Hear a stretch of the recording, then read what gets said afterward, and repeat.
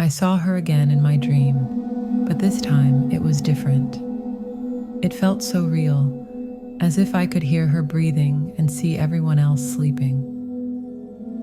She came close, took my hand, and said, "Let's go." I wanted to say no, but I couldn't. It was as if I were under a spell. I was 16 when an enigmatic experience befell me. I moved with my aunt to the Olympic Peninsula region from Canada and started attending school. My aunt, working in remote locations as a healthcare professional, meant I opted to stay on the college campus. The inaugural day was surprisingly pleasant. A warm reception from everyone helped dissolve my anxieties about being in a new place. I forged friendships swiftly, immersing myself in this new chapter of my life. However, that evening, an eerie chill enveloped the school. A thick fog obscured the world outside, and the whole Peninsula district was covered by it. Post-dinner, driven by an inexplicable urge, I ventured out for a solitary walk around the campus.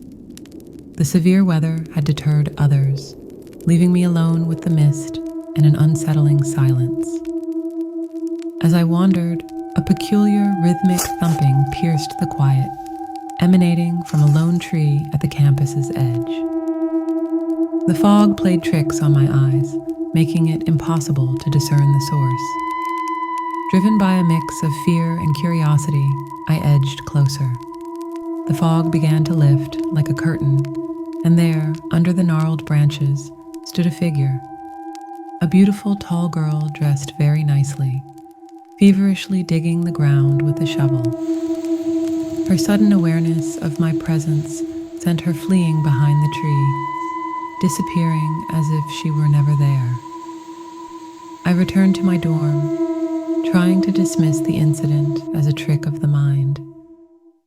Yet, each night since, my dreams have been invaded by this mysterious girl.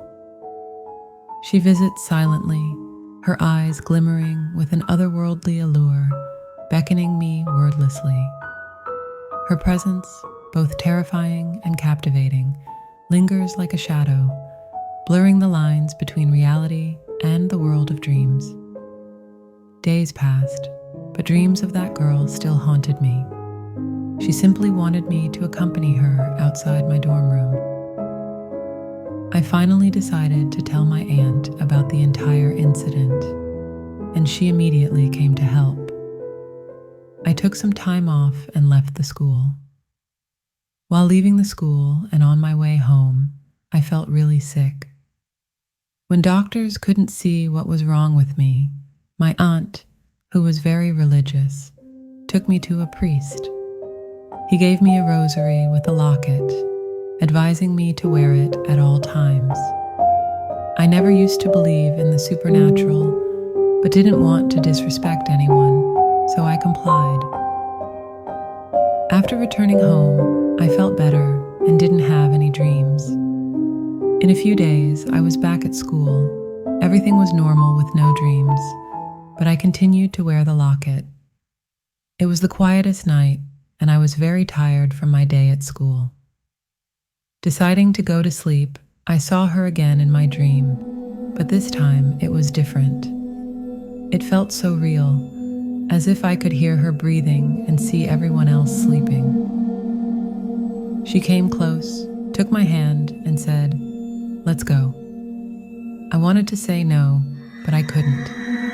It was as if I were under a spell, and I slowly started walking with her. Just before we could step out of my dorm, she demanded, "Just give it to me."